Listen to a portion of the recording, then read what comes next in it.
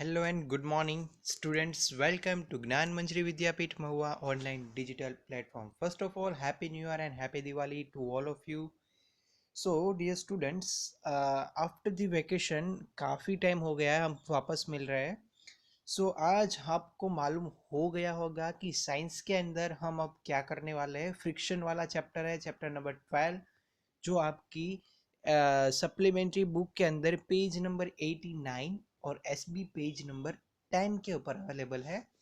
So as you know that the as per the previous video हमने discuss किया था कि ये वीडियो कंप्लीट होने के बाद हम लोग डिस्कस करेंगे चैप्टर नंबर 12 फ्रिक्शन. फ्रिक्शन के बारे में हम लोग कुछ डिस्कशन करेंगे, क्या होता है फ्रिक्शन और किस तरह से फ्रिक्शन होता है. Okay, so after the completion of this term हमने स्टार्ट किया है chapter number physics unit number 1 के अंदर जो चैप्टर नंबर 12 है वो हम स्टार्ट कर रहे हैं. लास्ट हमने डिस्कस किया था force and pressure. Okay, force क्या होता है, प्रेशर क्या होता है, उसके ऊपर हमने काफ़ी सारा डिस्कशन किया था. अभी हम सबको ही समझ में भी आ गया होता है. ओके, सो आज स्टूडेंट्स हम लोग बात करेंगे फ्रिक्शन. सो फ्रिक्शन का बेस्ट एग्जांपल स्टार्ट करने से पहले आप लोग अभी मैं आपको एक थोड़ी गुजराती में बात कर रहा हूँ. બે હાથ લઈ વિન્ટર સિઝન સ્ટાર્ટ છે. ઓકે, બે હાથ લઈ અને એકબીજા સાથે ઘસવાના છે. ઓકે, સો ઘસશો એટલે શું થશે, હાથ એકદમ ગરમ તમને ફીલ થશે. જેટલું બને એટલું સ્પીડમાં ઘસવાની ટ્રાય કરો, બહુ મજા આવશે. પછી એ જ હાથને તમે તમારા ગાલ પર અડાડો કે આંખ પર અડાડો, you can feel some heat. ये हम पीटी के अंदर करते आ रहे हैं. ओके, सो ये दोनों हमारे जो हैंड है, स्पान है, दोनों हाथ की हथेलियों के बीच में कुछ फ्रिक्शन हुआ, कुछ एक दूसरे के साथ कनेक्टेड हुआ, उसकी वजह से, जिसको हम बोलते हैं फ्रिक्शन. इन गुजराती कहिए तो घर्षण. ओके, सो फ्रिक्शन એને આપણે કહીએ છીએ. सो अभी हम यही बात करने जा रहे हैं फ्रिक्शन के बारे में. सॉरी. ओके, सो नाउ हम स्टार्ट करते हैं introduction to friction. Okay,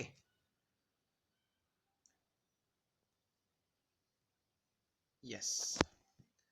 first यहाँ पे आई थिंक कोई बेस्ट क्रिकेटर होगा.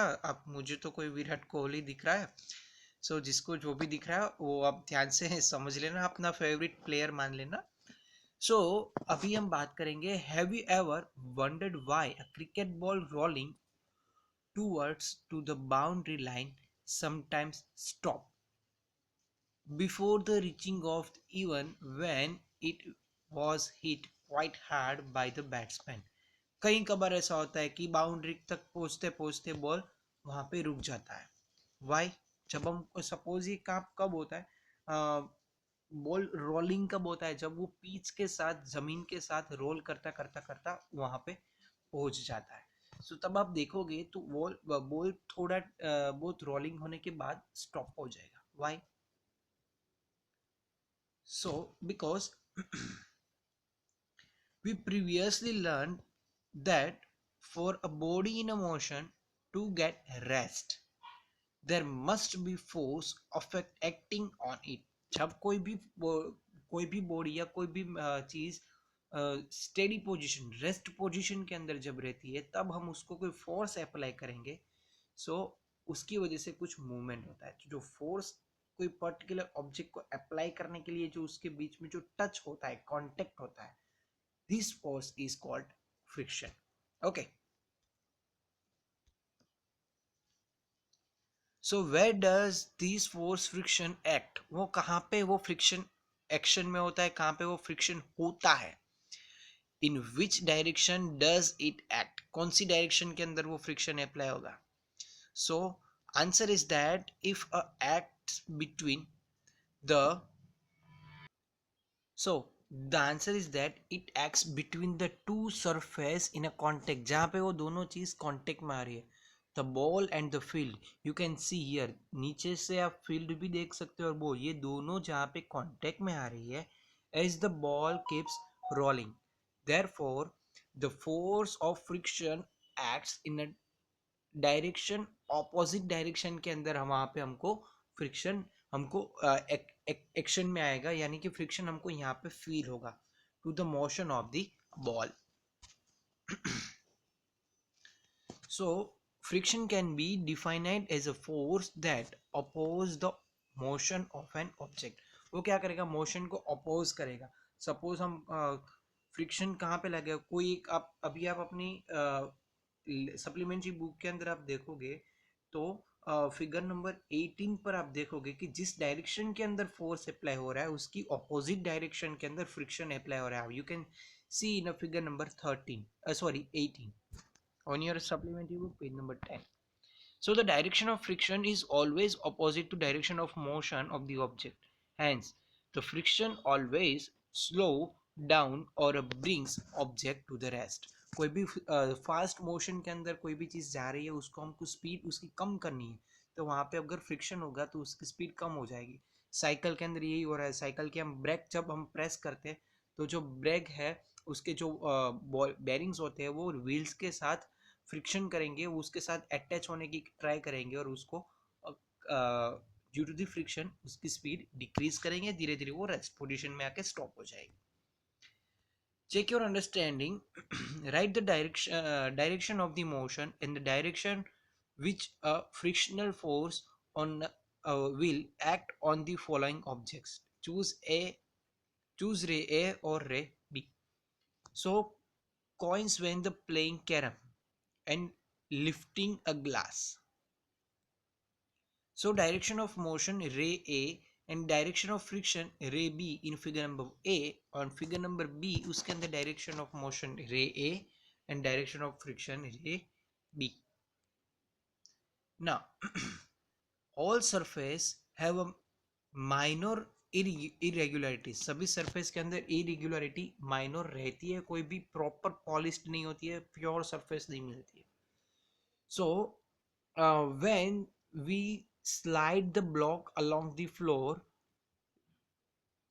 these irregularities create an initial resistance to the motion by the interlocking. अभी हमने यहाँ पे देखा है ये जो फ्लोर है, फ्लोर के ऊपर हमने कोई ब्लॉक रखा है तो ये सर्कल वाला एरिया हमने यहाँ पे जूम करके दिखा है, तो वहाँ पे भी सरफेस थोड़ी बहुत इस तरह से हमको दिखेगी. सो उसकी वजह से थोड़ा बहुत रेजिस्टेंस यानी कि फ्रिक्शन पैदा होगा, इसकी वजह से रेजिस्ट होगा मोशन में. This resistance is what we experience as the friction. Then rough surface and smooth surface.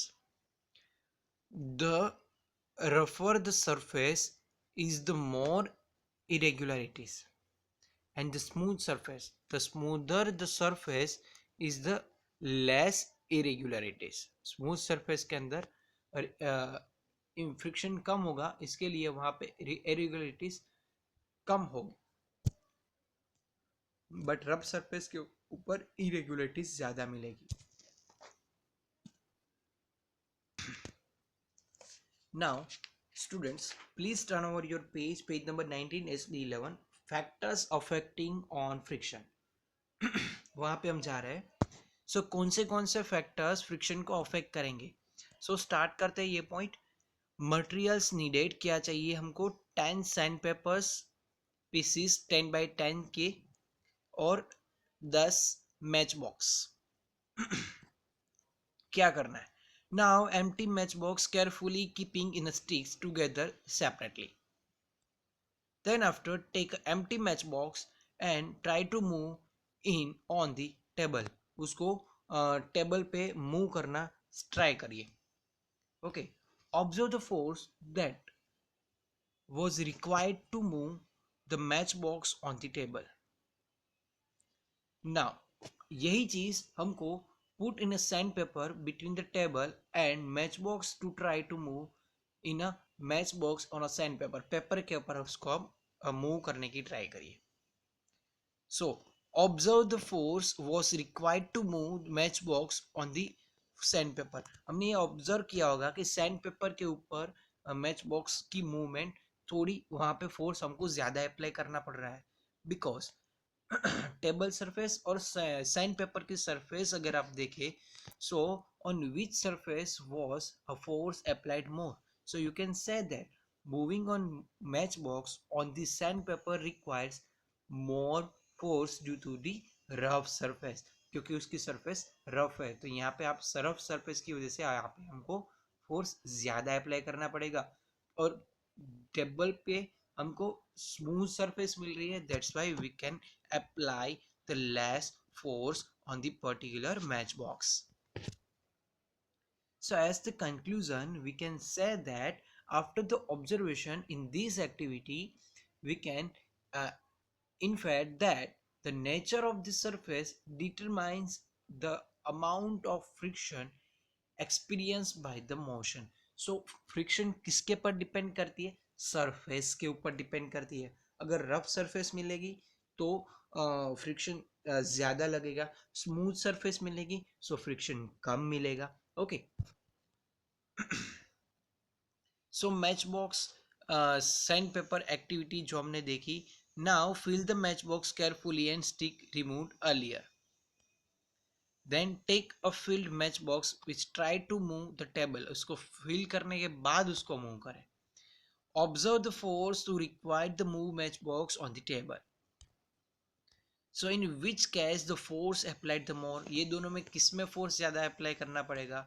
So you can say that the moving field matchbox required more force. जिसके अंदर matchbox डाली हुई है, फिल हुई है, उसको ज्यादा अप्लाई करना पड़ेगा क्योंकि वो उसका वेट भी ज्यादा है. Okay, so as per the conclusion, the force passing on the surface together, the weight of the object in this case determines the amount of friction experienced by the object. Okay, so less weight so less friction, more weight so more friction, ये हम कह सकते हैं. So now conclusion, factors affecting on friction जो हमने देखा. So nature of surface is contact and force pressing in the surface together. Now let's solve NCERT exercise page number 155. If you have NCERT book, so please open, otherwise you can directly solve on this video. Video start करने से पहले यहाँ पे आप लोग एक मेरी बात ध्यान से सुन लो. जो भी question answer included NCERT exercise also, सभी क्वेश्चन आंसर आपको डायरेक्टली फेयर बुक के अंदर अभी से स्टार्ट कर देने होंगे. So after completion of this unit आपके पास फेयर बुक रेगुलर बेस पर कंप्लीट होती जाएगी. और अभी इसीलिए बोल रहा हूँ, स्ट्रिक्टली बोल रहा हूँ कि नेक्स्ट टाइम, अभी जो लास्ट टर्म में हुआ कि सर मुझे लास्ट में आप लोग बोल रहे हैं मेरे पास ये क्वेश्चन नहीं है, मेरे पास ये नहीं है, इसकी वजह एक ही थी कि आपने video time to time complete नहीं देखा था. क्योंकि वीडियो टाइम टू टाइम आप देख रहे हो तो आपका होमवर्क ही आपकी टेक्स्ट आपकी फेयर बुक कंप्लीट कर रहा है. Okay, so you can directly right on your fair book with proper hand writing. Okay, so NCERT का क्वेश्चन है, so you can give title NCERT question number this and this और write the question. भले sequence proper ना मिले, but जो भी question आज के वीडियो के अंदर आप देख रहे हैं, जो भी मैं यहाँ पे आपको लिखा रहा हूँ, सोल्व करा रहा हूँ, सभी आपको कंपलसरी फेयर बुक के अंदर लिखना है. Then after the completion of this all chapter, तब आप बोले कि सर मुझे ये चाहिए, ये PDF आप सेंड करो, ये क्वेश्चन मेरे पास नहीं है. So I strictly say that no. Okay, तब मैं आपको नहीं दूंगा क्योंकि मैं यहाँ पे वीडियो के अंदर सभी क्वेश्चन आपको विथ आंसर करा रहा हूँ. सो आपको ये यहाँ से ही करना होगा. तब मैं आपको बोलूंगा कि मैंने वीडियो के अंदर भी बोला है, आपने वीडियो क्यों नहीं देखा, तब आपके पास आंसर आएगा क्या? कुछ नहीं. सो पहले से आप रेगुलर रहो और होमवर्क डेली बेस पर सेंड करना जरूरी है. Okay, so I hope you all are very sincere and clever students. So अभी जो मैंने बताया वो ध्यान से आपको याद रहेगा. सो आज अभी जो हम क्वेश्चन सॉल्व कर रहे हैं वो आपको डायरेक्टली फेयर बुक के अंदर ये यूनिट से स्टार्ट कर दो, और लिखने के बाद तुरंत फोटो उसके क्लिक करने के बाद तुरंत मुझे सेंड कर दो, सबमिट कर दो your homework. Okay, so NCERT exercise page number 155 question number 4. Suppose your writing desk is tilde a bottom, tilt a little, a book kept on it starts sliding down. Show the direction of frictional force affecting on it. So frictional force at affecting x on the direction opposite to the motion of book. तो आपको ये just line लिखनी है, अगर ये drawing नहीं draw करोगे तो चलेगा. Next question, page number 6.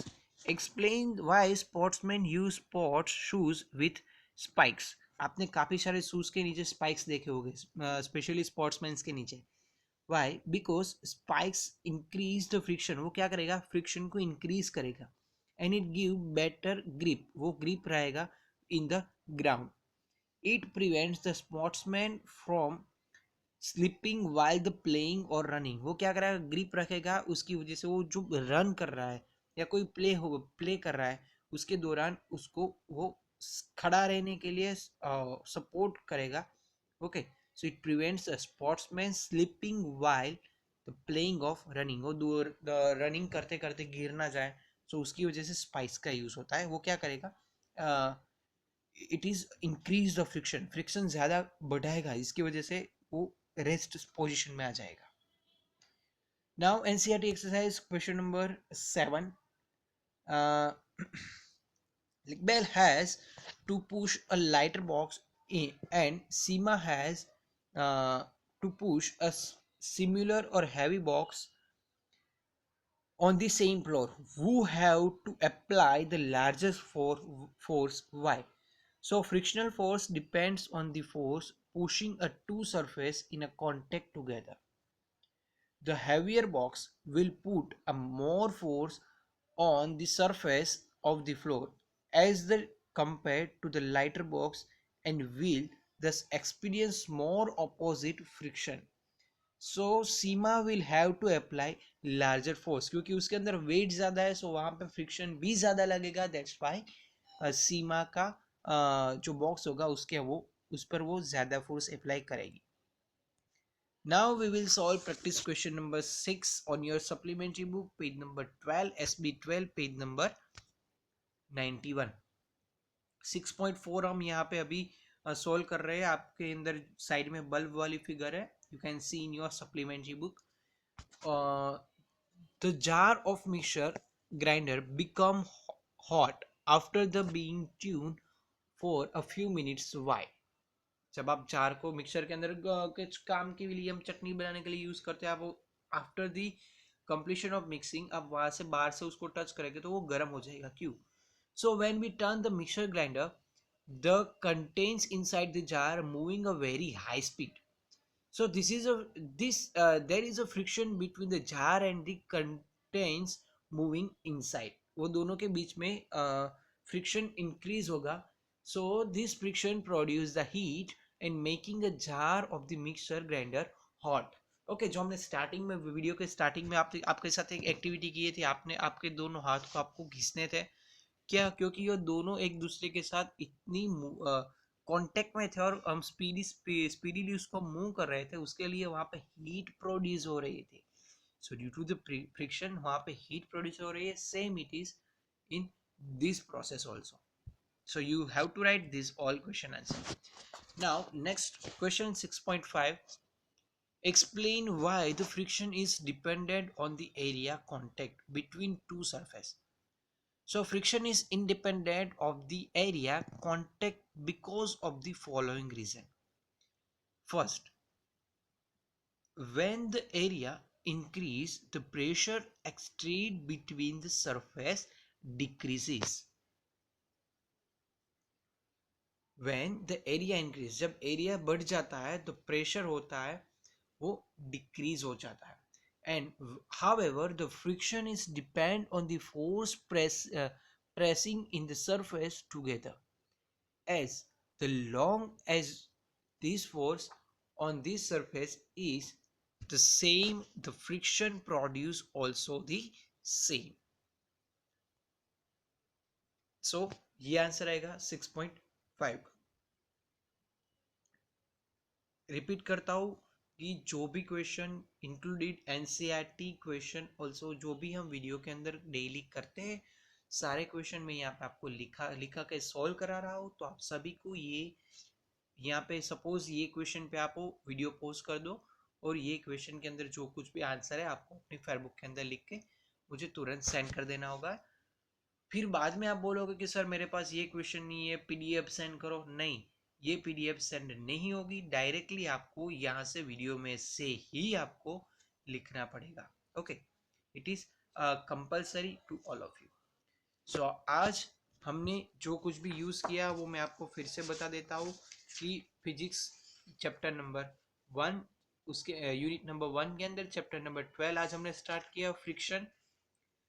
Friction के अंदर कॉन्सेप्ट टाइम नंबर 7 पूरा हमने ले लिया। पेज नंबर 89, 90 और 91 पे जो है प्रैक्टिस क्वेश्चन नंबर 6 के अंदर 6.4 एंड 6.5 और जो एनसीईआरटी चैप्टर एनसीईआरटी सिलेबस के अंदर जो एनसीईआरटी एक्सरसाइज के जो है वो हमने क्वेश्चनिंग जो कुछ भी सॉल्व किए वो सारे क्वेश्चन आपको कंप्लीट करने हैं। If any types of doubt, so please ask me. I will definitely solve your doubt. You can ask me doubt by my WhatsApp number, contact number, mail also. और कुछ ज़्यादा doubts है so you can ask on my doubt solution session also. Okay. So every month के अंदर हमारे पास 2 या 3 science के doubt solution session आते हैं। सो जब भी आपको कोई भी डाउट हो एनी टाइम आप मुझे पूछ सकते हो। ओके, सो इफ यहाँ पे आई होप आप सबको सब कुछ समझ में आ रहा है। सो आज हम यहाँ तक रखेंगे। फिर भी कोई चीज़ रह जाती है आप एनी टाइम मुझे पूछ सकते हैं। सो अभी हम यहाँ तक रखेंगे। Now we will meet on next lecture with a new topic, new science. So तब तक के लिए thank you very much. Bye bye, take care, fun with science, enjoy the science.